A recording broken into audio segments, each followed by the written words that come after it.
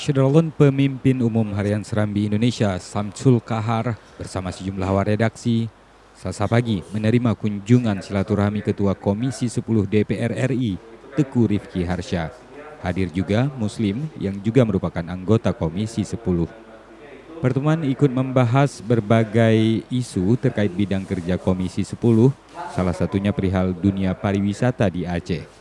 Di sisi lain, Syederlun Serambi Indonesia diharapkan ikut mempromosikan wisata Aceh melalui karya-karya jurnalistiknya. Tapi kami lihat ada peluang yang perlu bantuan dari Serambi juga untuk menggaungkan bahwa sektor pariwisata ini pertama bisa membuka atau mempercepat perekonomian Aceh kaitannya dengan membuka lapangan pekerjaan.